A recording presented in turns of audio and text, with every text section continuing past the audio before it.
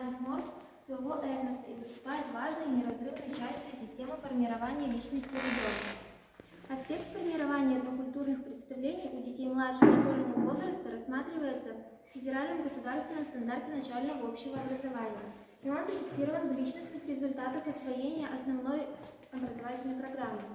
Основой российской гражданской идентичности, чувство гордости за свою родину, российский народ и историю России формируется осознание своей этнической и национальной принадлежности, формирование ценностей многонационального российского общества, уважительного отношения к новому мнению, истории и культуры других народов, закладываются у младших школьников.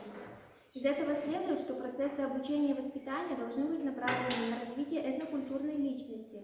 Проблема формирования этнокультурной компетентности младших школьников является очень важной в области образования и воспитания. Этнокультурное представление – это совокупность широко распространенных образов и особенностей восприятия, описания и объяснения прошлого, территорий, языка, культурных обычаев, норм и практик, человеческого поведения, осмысленных как свойственные для данной этнической общности. Этнокультурное представление понимается российскими учеными и педагогами-практиками как целостный процесс передачи культурных ценностей, традиций, социальных норм того этноса, представителем которого он является и в среде которого он живет, выступает неразрывной частью системы воспитания подрастающего человека. Для формирования этнокультурных представлений необходимо использовать следующие условия.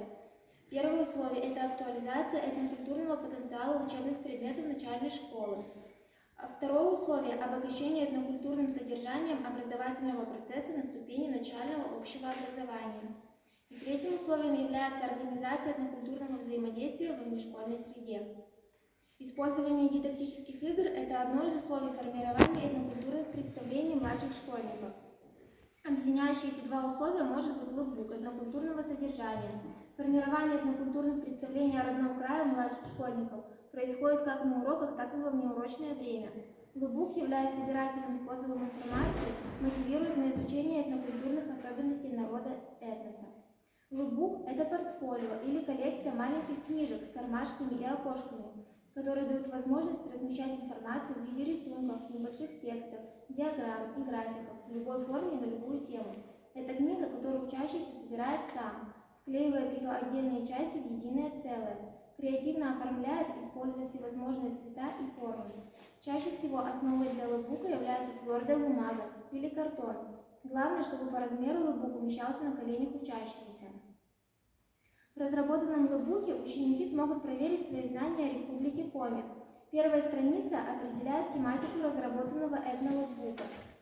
При создании данной страницы были подготовлены два разных эскиза. Выбор титульной страницы пал на последний эскиз, который доработали и отправили в печать. Следующая страница проверит знания учащихся о территориальных границах районов Республики Коми, а также государственной символике. Для закрепления знаний о расположении районов Республики Коми предлагается собрать пазл, из которого составляется полноценная игра карты Республики Коми. Пазл создан на магнитной основе. Каждый пазл примагничивается к магнитному полотну. Государственная символика собирается также с помощью пазла на магнитах. На третьей странице лукбука представлены две игры – домино и карточки упражнения Велоде. Игра домино включает в себя соединение коми-орнамента. Карточки упражнения Велоде предназначены для того, чтобы проверить знания учащихся о названиях посуды, одежды и цветов. На одной стороне карточки располагается изображение, а на обратной стороне название на коми-языке.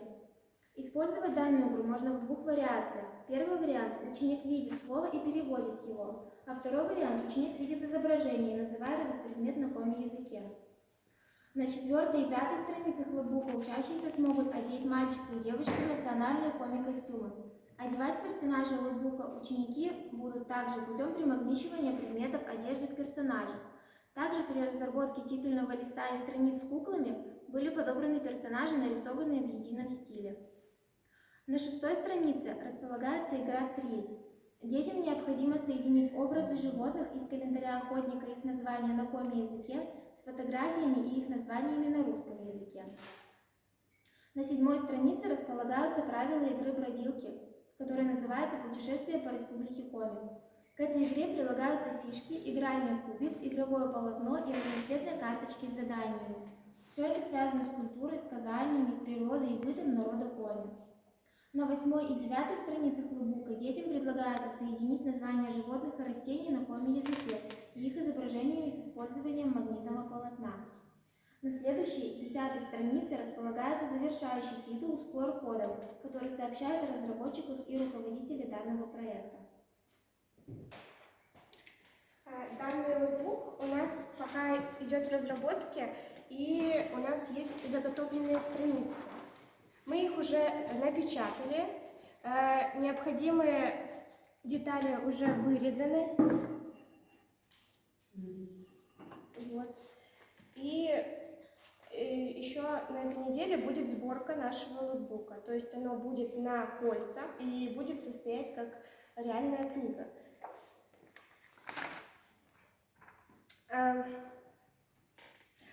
Созданный проект делится на несколько этапов.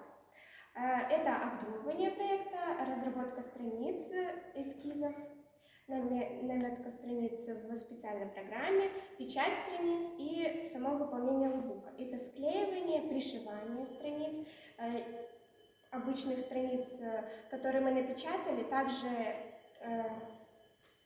магнитного винила для некоторых страниц, которые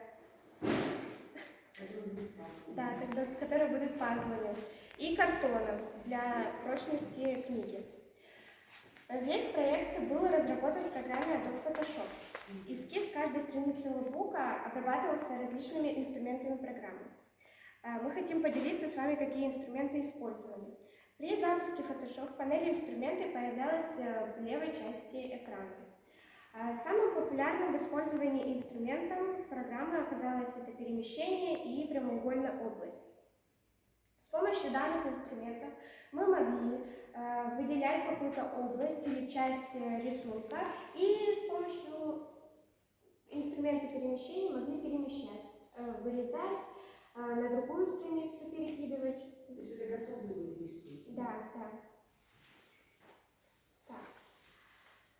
Далее по необходимости использовался инструмент ластик и волшебный ластик. Отличие этих инструментов в том, что волшебный ластик стирает пикселы не в радиусе кисти, как обычный ластик, вот здесь показано, и он удалял пикселы в изображении одного цвета полностью. То есть я выделила белый цвет, и он мне полностью белый цвет удалил. Это тоже очень помогало в работе.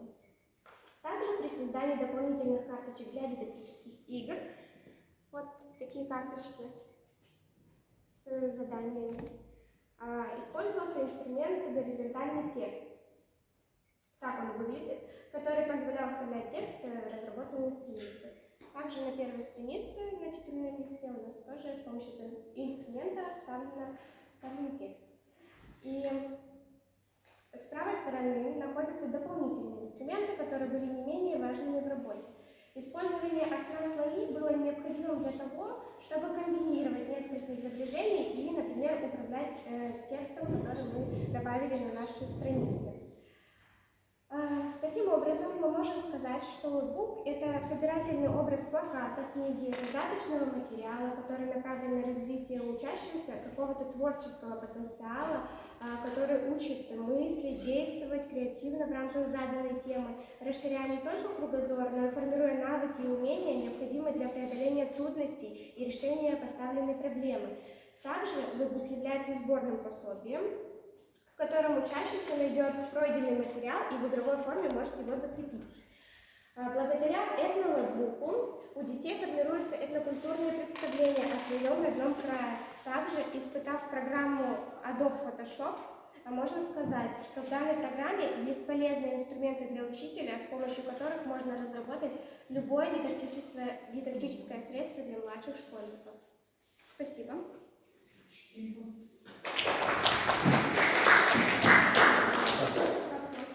Коллеги, если есть вопросы. У меня вопросы шкурные. У вас руководителей нет сегодня с вами?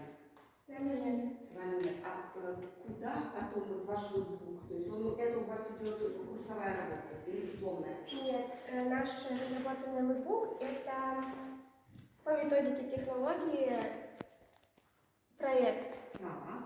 И он потом остается у вас на кафедре. Да, он остается. Ну, я так понял, это Вика Федоровна У меня Березовская. просто очень школьный вопрос. А можно ли сделать два таких лэпбука и один подарить больнице? Потому что в любом случае университеты, все у нас организации, они входят в добрые сердца, проходят благотворительные акции. Один лэпбук такой подарите, пожалуйста, нашей больнице.